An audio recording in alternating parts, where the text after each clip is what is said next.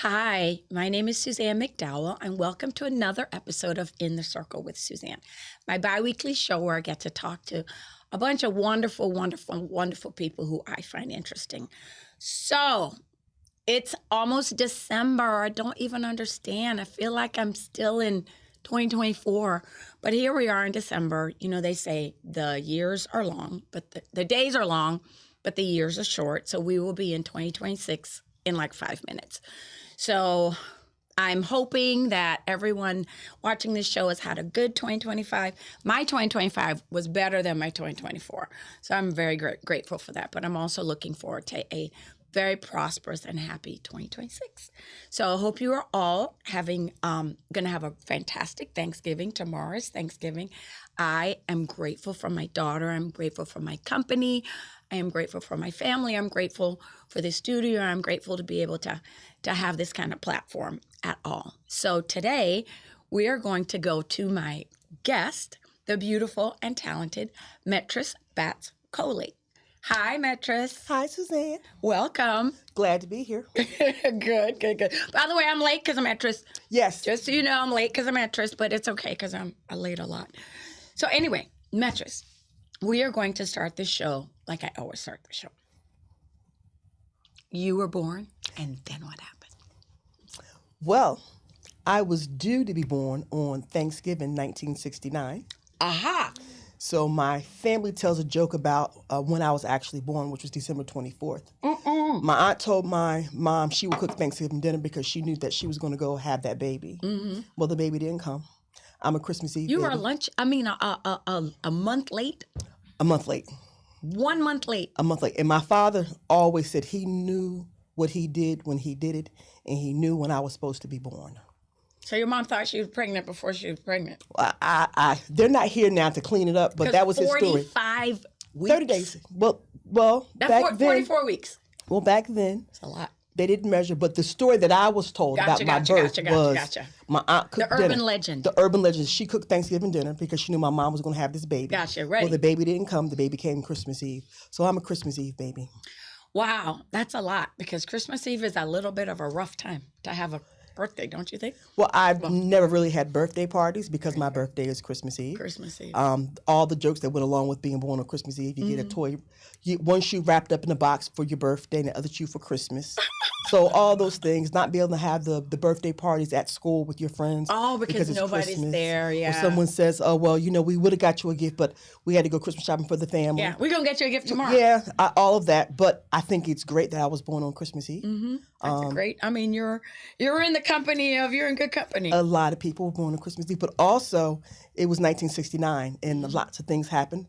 My name is Metris, and this is the urban legend. Okay. My family will stick with it. Uh-huh. My name is Metris because I was named after the Mets. The Miracle Mets in 1969, and I was born in New Jersey. Okay. And so wait, the Mets, and then the wrist part is... Well, they just were trying to find something that went with Mets. My father's name is Arthur, and they enjoyed the Eagles, so it could have been Eagleette. Okay, but I will settle for... You're going to be happy with Metris. I'll settle for Metris. Man landed on the moon in 1969. The Miracle Mets won the World Series in 1969, and Flora had a baby in 1969. Yeah, your mom's name is Flora? Flora. My BFF's Flora. Okay, well, she's wonderful. She is wonderful. So that's where it started. And so tell me about your parents. I mean, other than the fact that they like the Mets. My parents were part of the Great Migration North from the Carolinas. Oh, wow. We are certified Geechees from the coast of North Carolina to South Carolina. Geechees. Interesting. My mother's family's from North Myrtle Beach, South Carolina. Oh, wow. The home of the Black Pearl, the home of Atlantic Beach, the home of the Black Bikers, Black Bike Week in South Carolina. Yes, of course. I grew up with that. Those were my uncles. Do you bike? Yes, I bike. You do bike? You know I bike. All right, we're going to get back to that later. So my family's from South Carolina, so I spent my summers on my grandmother's farm in South Carolina working in tobacco. My work ethic comes from working on my grandmother's farm. I bet. They operated 3 tobacco barns. We didn't do cotton, didn't do rice, but working in tobacco, collard greens, okra, corn. What does that mean, working in tobacco? So, what does that even look like? So tobacco is green, and it grows out the ground like a stalk. And you crop tobacco, so you go through, and each week you take the leaves off. So you have opportunity to crop, which is working in the field, and the opportunity to hand and string, which is curing it at the barn. So back in the day, you did it by hand. If you look now on videos, things, you see the commercial tobacco barns where they take bales. But back then, in the way that our ancestors did it, when they were working in tobacco, was stringing by hand. You had a trailer, you had 2 tobacco sticks on each side, and you had 2 handers. And people would hand to the stringers to string. So I grew up on the tail end of seeing what hard work really was. Wow. And how families made a living. And interesting enough, this was even before like child labor laws. Like there's things you're like 7. but there's things that you grow up seeing, but you don't know what it is. Yeah, and you don't know you're too young to do it. Right. So back then, everybody worked for my grandmother and her brothers. Oh wow. The neighbors, because that's how they got their school clothes. Your grandmother was an entrepreneur. My grandmother was an entrepreneur. Go girl. So that's how everybody got their school clothes. There's a time came when no one that wasn't related to us could work in the fields because child labor law changed. So now you could give me 8. Well, then you couldn't work at all because, as an 8-year-old, you were working in the fields. Yeah, I can imagine. So Child labor, like, was that 12, 13? Well, you had to be 14 or 16. Yeah. And so back then, I was 4, and they were 7, 8, 9, picking beans, doing different things like that. So I saw that shift, but didn't know what it was. I just knew that my friends could no longer come play with us. We called it play, but it was really work. Come play with us in the fields and work. So I grew up seeing that, but I also at the same time went to an all-girl private school in New Jersey. Interesting enough, I never was able to attend the first day of school because that was the last weekend of harvest in South Carolina. So we would get dropped off in South Carolina in May and picked up in September. Wow, for that last crop. For that last and then crop. you can go to school. And then you can go to school. In New Jersey. In New Jersey, which was Labor Day weekend, which was also our family reunion. And it was interesting that when I tell my story, it depends on what story you want to hear. I could tell you that I went to an all-girl Catholic school for 13 years, Villa Victoria Academy, and I'm not Catholic. I can tell you that I spent my summers abroad in South Carolina and then some summers abroad in Europe. Abroad. It depends on the story. So my parents, my mother worked at a daycare center. Then she became the director of the daycare center, and it was called the New Approach Method to Reading. Oh wow! And it was Hooked on Phonics before Hooked on Phonics had a name. And all I knew is I grew up seeing these amazing Black people in her network. My father worked for Urban League. Oh wow! He also ran a group home for girls. So all I knew is I saw these amazing people in our house all the time. Didn't know who they were, didn't know why. I remember seeing buttons that said "Vote for Shirley Caesar." Shirley Caesar, the gospel artist, Shirley Chisholm. Vote for Shirley Chisholm. I remember just like these amazing people being around. Even the daycare center was called NAM, the New Approach Method. It later became Little People's College. And they used to celebrate Dr. Martin Luther King's birthday before it was a holiday. And that was their fundraiser every year. Wow. The mayor would come, and that was the fundraiser that everyone came to every year. They were like the advanced team. They were the advanced team. Yeah. Wow. So I get it all, honestly. So is that why you're an activist? Yes. It's because you grew up like making stuff happen. That's what I saw. Wow. It was not by choice. Yeah. Even though my father said you can go to school you can get a degree, anything that you want, except for being a preacher, teacher, or social worker. Why? Because they don't make any money. Preacher, that was his thing. Teacher, social worker. Well, today preachers make a lot of money. But that thing was you can go to school for business. He said, don't make the mistake that I made. My father went to St. Augustine's in North Carolina, HBCU. I didn't go. And he said that he changed his major from accounting to social work. He said that he had That's really no money. He said that's why he drilled at me, you're not on my dime, you're not going to school for that. He said he wished that he had kept his major in accounting and wrote the cause a check. Because the cause needs checks. The cause will break you. Right, the cause needs checks. So in there, and he was saying his rearing of us, he was always very clear on planning and what we should do. So as much How many of you? My sister and myself. My oldest sister passed before I was born. Her name was Norma Jean. My father got married later after my mom passed, and so then we had a blended family, but we were already adults. So that was a whole different thing. So you're kind of an only child. My sister, she's 10 years. You have another. Okay, I got you. She's 10 years, 10 months and 2 days older. She reminds me older than me. Gotcha. She's older than you. She's older than me. I'm perfectly happy with that. My sister's older than me, and I'm like, she's older. She's older. I'm proud of her. She's older than me, and she takes care of me. She looks out for me. A lot of my friends know my sister. She spends a lot of time here in South Florida, especially going to Jazz in the Gardens. Jazz in the Gardens. That's our family thing. So just baby. I've raised 3 things in my life: my kid, Sydney Hannibal, my business, Circle of One Marketing, and Jazz in the Gardens. Those are my 3 babies. Well, thank you for sharing Jazz in the Gardens with us. You're welcome. That became our sister-husband weekend. My sister and her husband comes down, and we go every year. It didn't matter who was on top billing, we would go. Jazz in the Gardens. It's a vibe for real. That was that. So growing up, seeing what I saw, but then also going to a Catholic school where you have the mission boxes and you're praying for everybody and you're helping everybody. Yeah. As much as he said, don't do that, my whole world was revolved around. And when you're in Catholic school, because I went to 2 Catholic schools, it's like, dear Mother, dear Grace, pray for our sinners now, the hour of our death. I mean, you learn this stuff. It's rote. It's over. It really is repetition and consistency. So you get out of school, you just, you're on the pew. Yes. That was your life. But what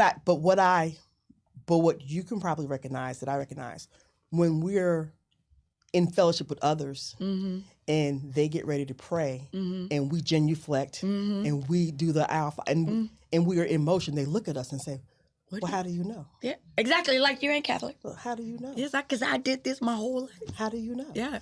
So that has been probably an issue or a thing most of my life.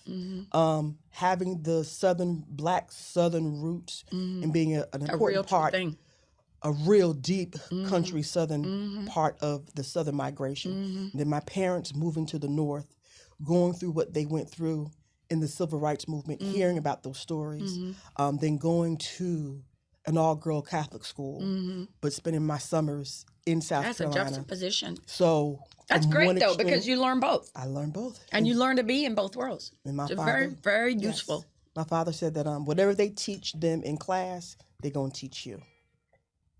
Oh, I thought that was off. What does that mean?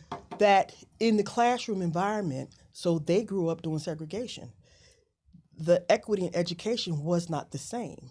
So he said, we're going to send you to the best school because they can't pull you out of class to teach you something different. Okay. You're going to go to school, and what they learn, you're going to learn. Gotcha. You're in that class. Yeah. I'm in that class. Yeah. So they're not pulling you out to pick anything. Right. Yeah. So then I ended up going to a private college in Rhode Island, Johnson Wales University for business. Johnson and Wales University. The same as the one that used to be here, and I used to work there. That's how I came to Florida. Oh. So I went to Johnson and Wales University. I thought I was going to go to Spelman. I went to an all-girls school, and I was like, I might as well go all the way through. And I wanted to be a psychologist, and my guidance counselor said that I probably wouldn't pass the final exams because I wasn't that bright per se. What? Yeah. Was this a non-Black Of course. Counselor? Of course. That tried to tell you weren't smart? Mrs. Lavery, she said that I probably would not pass the test-taking skills. Why? So what I found out, which was really interesting because my parents paid for me to go to that school, I found out later, they found out later that I have dyslexia. Oh, wow. So it wasn't that neurodivergent. Yes. It wasn't that I couldn't, it's just that I learned differently. You learn different. Your brain works differently. So when I got to college, I struggled through certain classes, and certain classes carried me all the way through. You probably thought you were stupid. People thought, I thought they called you stupid. Yeah. They're like, how come you can't get this? So I was called stupid. I was called black. I was called fat. Whatever it was, I was called. In college, it gave me an opportunity to figure some things out because I knew what I was good at and I knew what I wasn't. So I stayed, which is the same thing. I'm sorry, I thought I turned that off. Just keep going. So I balanced things out, and I graduated from high school with a C plus. A solid C plus. A solid C plus. Me too. I graduated college with a solid 2.6. Right in there. So I made it into college. We talked about SATs. You know they give you 200 points for just putting your name. Just for putting your name down. On it. I actually think it's 400 points. But whatever, you get points for just whatever it was. Putting your name down. So my SAT scores weren't that great, but because I was involved with student activities, I played basketball, I played softball. I was in the school choir. Can't even sing. I know, but you're quick. Yes. You're quick. So to be able to adjust, I was able to pass the entrance exam in the interviews to get into college. Did that. It was an amazing experience because now there were boys in my classroom, and I was like, "Wow, can I touch you?" So college in Rhode Island, to me, it was like a different world. Like really, because it was that vibe. Maybe, I mean, from South Carolina to New Jersey to Rhode Island. Yes. Totally different. But in college, although it was a predominantly white institution, my world was black. Like it was literally like watching a different world. We started our Black Student Union. I met people from islands I didn't know exist. Oh, wow. From St. Martin, Trinidad, Jamaica. Like all these students came from there. I met a whole bunch of people from New York. Yeah. And we're still friends today. That's why college is so lovely because you really get to. The thing I love about college is you're free and somebody else is paying for it. Yeah. You're free and somebody. I worked through college too, but for the most part, like I had a Pell Grant. My dad paid for some of it. Right. Really, I was free, and somebody else was paying for it. Right. Just like and that was really exciting, but also in college because I was a mama's baby and daddy's girl. I would call them and ask them, could I go out on Friday night? And I would call them when I got home. You know what? That's an embarrassment. My dad was proud. Embarrassment. Yes. My You're first supposed to be years, like, I did, but I would call them and say. Call them and go, can I go, Yeah, I did. And he was so proud. And then after a while, I was like, if I go, he won't even know. Won't even know. But it was okay because they was footing the bill. I got an allowance. I had work study. Still maintained So you're a good girl. Yeah. Very good. I'm going to change the names to protect the innocent. I was a good girl. I still had a C+ average. I was able to get into graduate school because of my community service, because of my friendly appeal to people. And the dean of the university called me in. He says, I understand that you want to go to graduate school. And I was like, yes. And he was like, I'm going to sign off for you to get into school. At least he didn't try to talk you out of it like the other lady. He didn't talk me out of it. And then I became a graduate resident director. So I didn't have to pay for graduate school. Oh, wow. See? So I had learned how to study. Really somebody else paying for it. Junior and senior year, I had learned how to study and was able to graduate with my master's with a 4.0 because I figured it out. Yeah. And then thought by that time I now had 3 degrees. I had an associate's in merchandise buying, a bachelor's in marketing, and a master's in organizational leadership. Wow. With no work experience. Wow. You know, it's so funny because I interview a lot of people and it almost never fails that who you have become really is somehow related to your parents. Yes. It's somehow related to, you know, like when Mayor Levine Cava was here, she told me her dad was a New York City councilman and her mom was a social worker. Yep. And I look at her, I'm like, of course. And so you, of course. Wow. So my family, when they see the things that I do, they was like, just like your mama. Or your mother would be proud. Yeah. So just looking at like where I went to school and what it meant. And then on top of it, when I moved to Florida to work for Johns Hopkins University, it only lasted 6 months. Grand opening, grand closing. I got fired. Been there. And I got fired for something that had nothing to do with me. And it was hard because all 3 degrees and all of my theoretical knowledge came from the university. So to get fired from the university that have given me my wow. So I knew it wasn't my fault, but when it finally came out and they realized it was somebody else was the I Spy, it wasn't me, it had nothing to do with me. It worked its way out. but the weather was great. Why would I leave Why Miami would you leave? to go back to, after college, I went to Boston. Why would I leave Miami? Sounds like Dexter Bridgman. Dexter was like, why am I going back to New York? Yeah, why would I leave? So I stayed.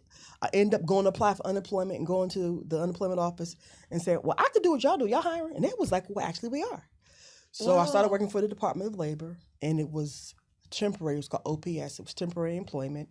And they placed us at different schools with the School to Work program. Ended up working at Miami Beach Senior High School, and then learning the School to Work programming.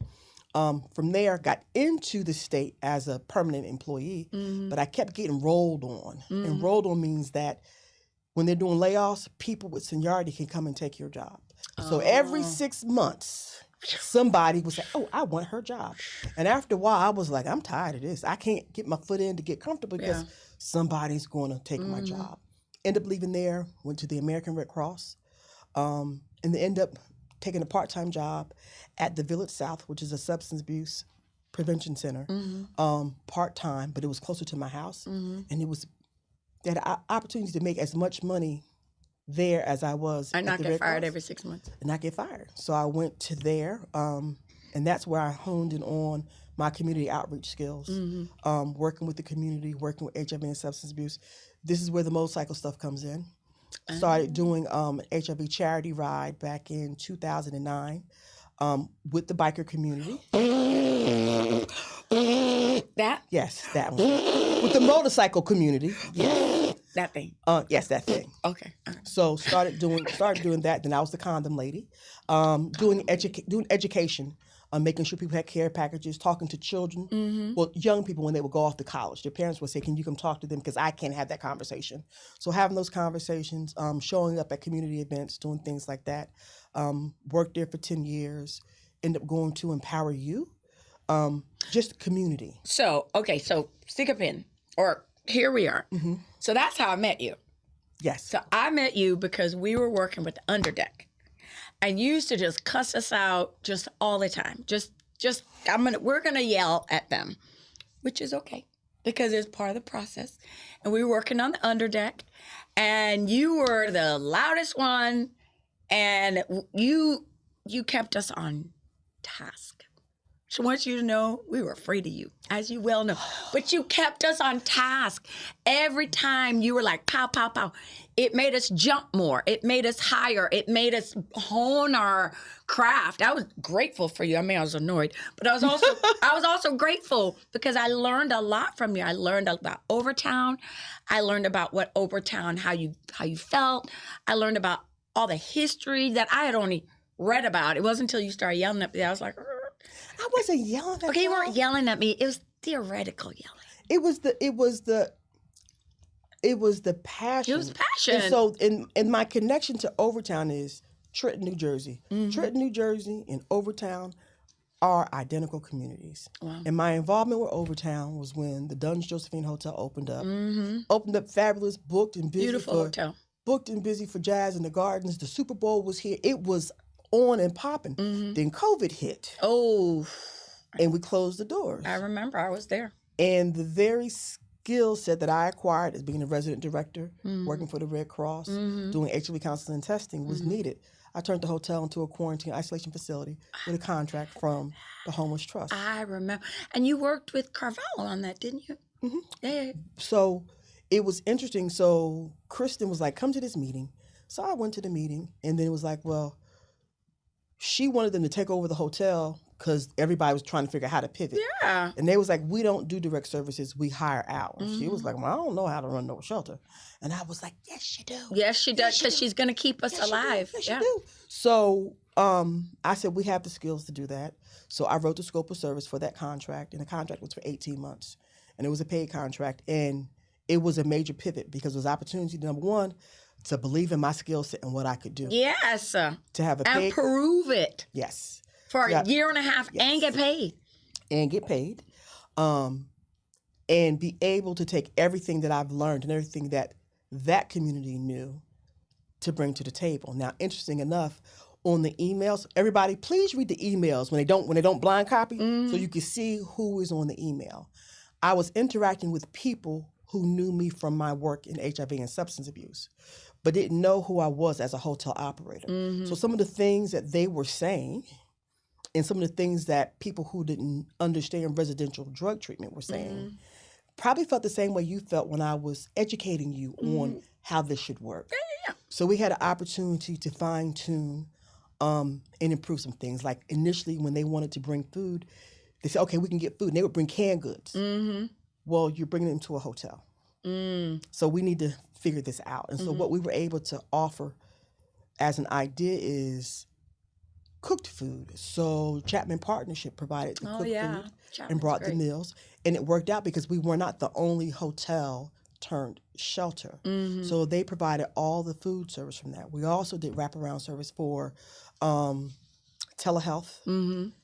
It created a whole model that I was used to in a new environment, which was great. But you had the skill set. With the skill set. Yeah. So for once, all of those little jobs, all those getting fired, all those things made sense. It afforded us an opportunity after that was over to buy a property in Rocky Mount, North Carolina. Oh, lovely. Called Advent on Falls. Nice. It's a 9-bedroom. This is Kristen and you. Yes. Got. 9-bedroom, beautiful lovely home in a historic neighborhood. So a bed and breakfast. It's a bed and breakfast. And you still own it? Yes, we do. Yeah. And where is it at? Rocky Mount, exit 141 off 95. North Carolina, right? Yes. Oh my God, I own a property in Plymouth. Okay. Plymouth is like, what, 30 minutes from Rocky Mount? I've been to Rocky Mount. Do you fly I into fly to RDU and then drive. Yes, same thing. What? Same thing. Oh my God. Yes. And so it pivots. So the money from that contract was put to good use to be able to get that property up there. So along the way, along with the social services stuff, I've also learned hospitality. But also, Johnson Wales University is the #1 or #2 hospitality school, depending on who you're talking to.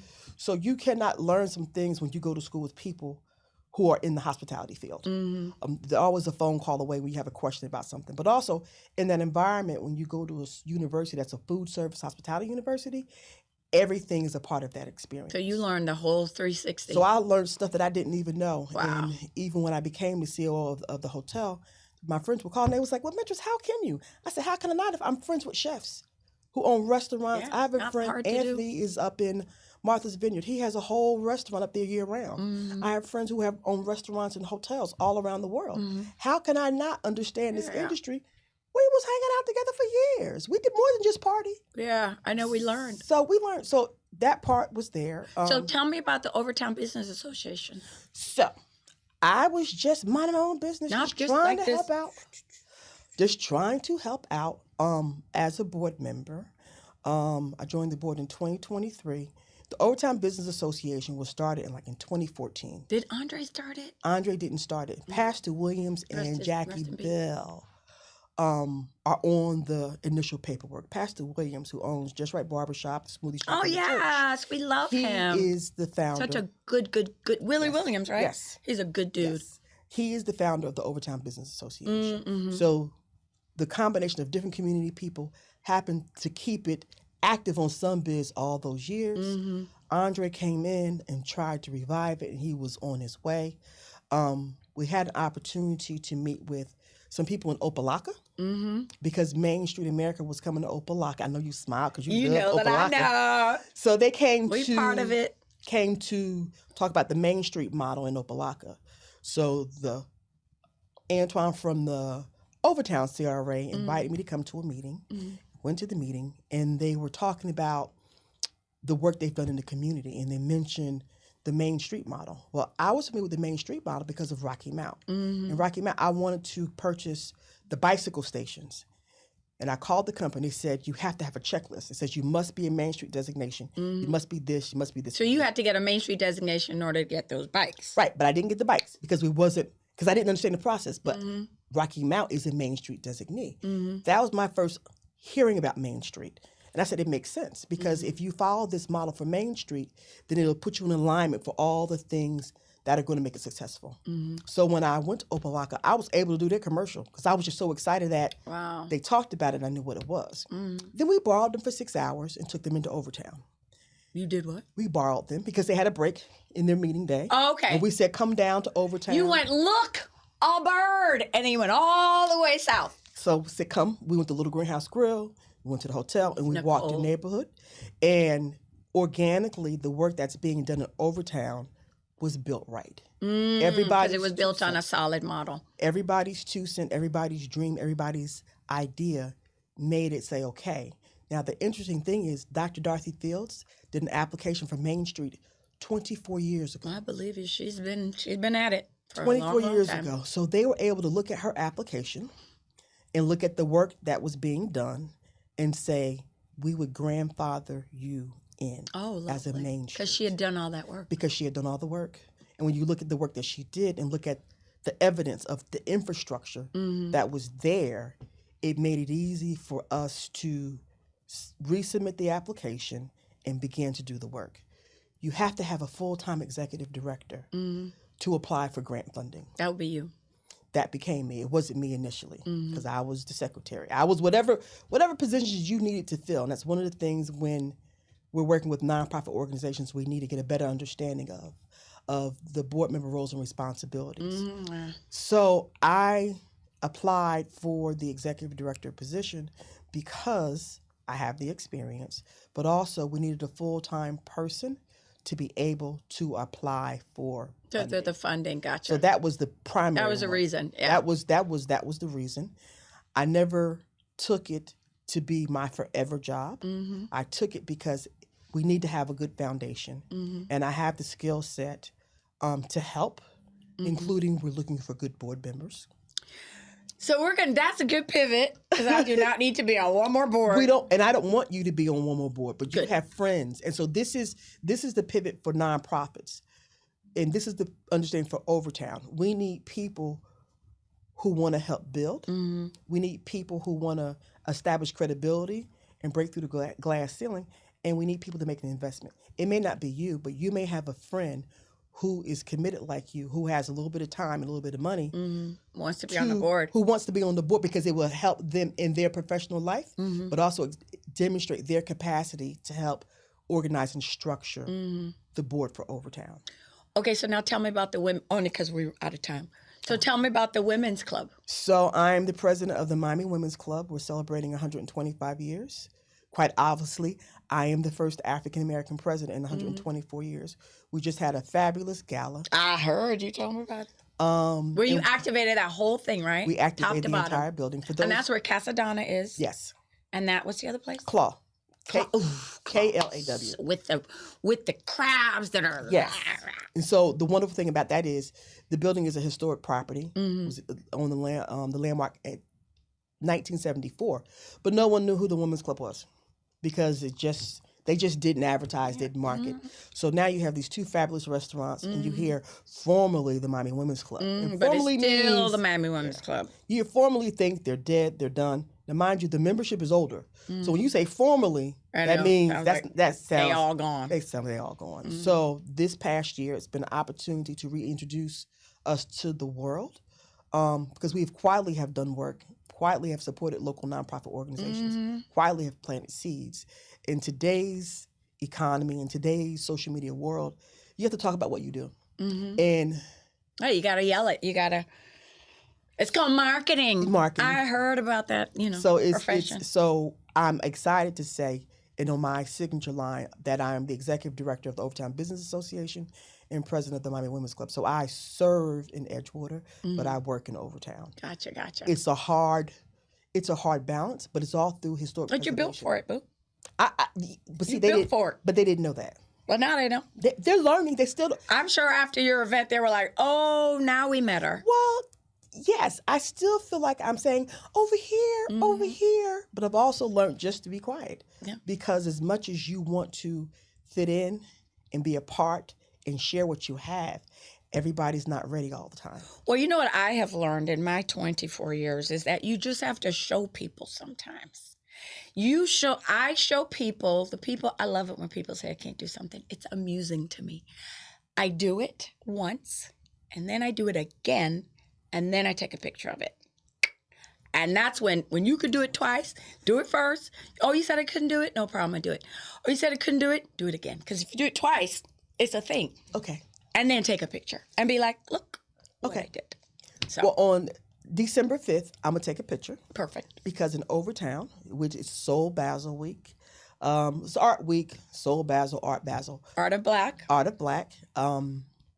We're having a Harlem Renaissance flash mob. Oh, I'm going to come and be in your flash mob. Thank you very much. I cannot dance, but I'm going to go. Well, we're gonna teach you. You're going to teach me how to do a little move? There's a little Charleston. We create the Overtown Charleston move. We did it in front of the Duns Josephine Hotel because it's the Harlem of the South Hotel. It looks right. And people said, do it again, do it again, do it again. So on Friday between 4 and 7:30, we will be at different venues throughout the historic Overtown neighborhood, taking pictures and doing a little dance. Perfect. I'll be there taking pictures with you. We'll be on the sidewalk. We're not in the street because I did not pull a permit. We didn't ask the police. I could be in the street though, just so you know. Well, only because I'm a rule breaker. Well, okay, as long as I don't get fined for I know you're like, breaking the rule, I don't know that. So it's an opportunity for people to come back home. It's an opportunity for people to create content for their own use about the historic Overtown neighborhood and dance. Who doesn't love dancing? And one of the things that I'm working on with the OBA is we're not a business chamber. I'm gonna leave that to Eric. He does it right. We are a tool with a designation that's going to teach what the business model is so people can implement it. So how do I find the Overtown Business Association and the Women's Club? Overtownbiz.org. Okay, overtownbiz.org is our website. The Women's Club, now I'm going to say, if you just Google the Women's Club, it's going to show up. Yeah. Show up about 5-10 women's clubs. Beautiful building. It's GFWC Miami Women's Club. But for as much as I'm Googling, searching, I've probably by myself have pushed it up the ranks. We're on Facebook and Instagram. Perfect. Instagram is Miami Women's Club _ Okay. Facebook is the Miami Women's Club. We also have LinkedIn for both. All of it. We're working on getting better with Overtown. Now, I will say this. The Women's Club funding and things are different than it is at Overtown. And so when I communicate with people, I have 2 separate email addresses. Okay. When I'm communicating the Women's Club, I communicate from the Women's Club. Gotcha. If it's Overtown, I communicate through that email address because I don't want any conflict of interest. Gotcha. And so I make it clear, especially with the work that I do with working with CRAs and working with government entities. There's things that the Women's Club can do, like fund or collaborate with organizations to do things. And there's things that the Overtown Business Association wants to do. All right, we got to wrap it up. Wants to do. I love you, though. Thank you. Thank you so much for coming. Thank you. I appreciate you coming to In the Circle with Suzanne. I don't want Miss Rachel over there to start yelling at me, so I got to cut us both off. I'll see you on Thursday. I'll see you on Thursday. Thursday is the 5th. Thursday, you're the guest speaker for the. Oh, I am the guest speaker. Yes, you are. All right, I'll see you Thursday, December 4th. Yes. All right, thank you, Metris. Thank you. Bye.